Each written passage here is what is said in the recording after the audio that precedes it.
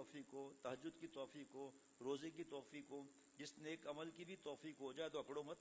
اب سب چیزیں اس میں آ گئی، کانٹا ہٹا دیا نا، یہ بھی تو نیک عمل ہے.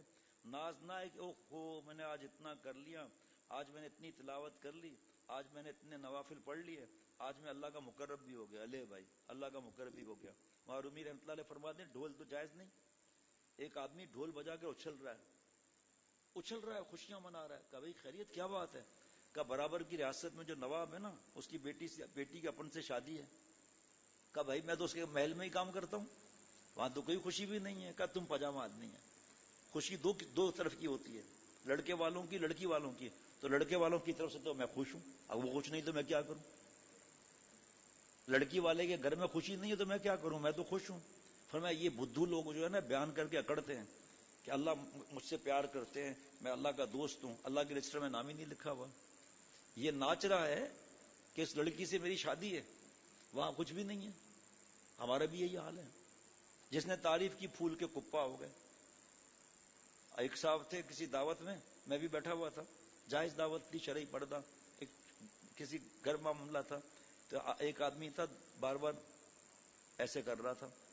تو کسی نے پوچھا خیریت؟ کہاں رات کو 12 نفل پڑھتا ہوں نا تہجد کے، اس لیے نیند آتی ہے. کیوں بتایا؟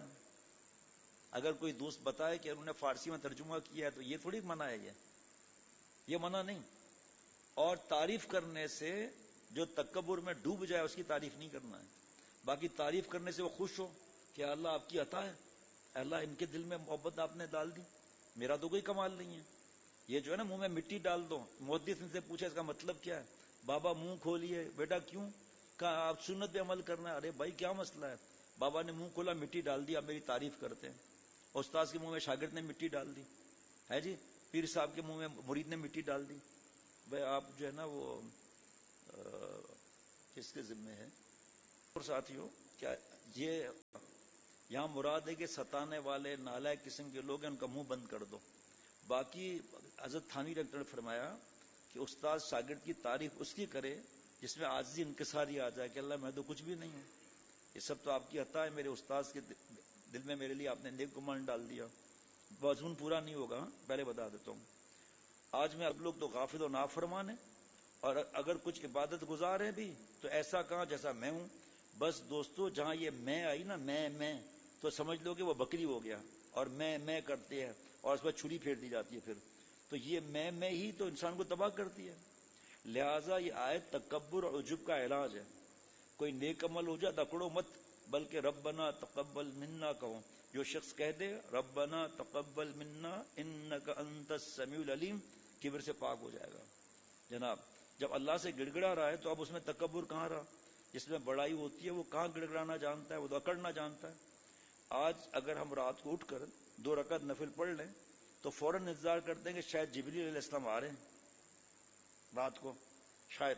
اور میلے بھر میں ان کا غلغلہ بھی. اب دیکھیے مجھے تو نہیں پتا تھا آگے یہ آ رہا ہے، میں تو پہلی دفعہ پڑھ رہا ہوں. یہ سنا تو تھا حضرت والا سے کتاب میں بھی، حضرت کے واعظ میں، لیکن پتہ نہیں کتنے برس ہو گئے پہلی دفعہ.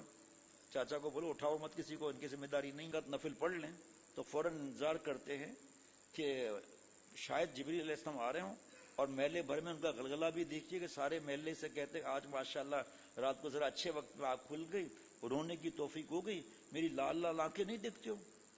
اب مجھے پتا تھا جو میں نے ابھی یہ بات بتائی رہتی ہے، ہم پھنس جاتے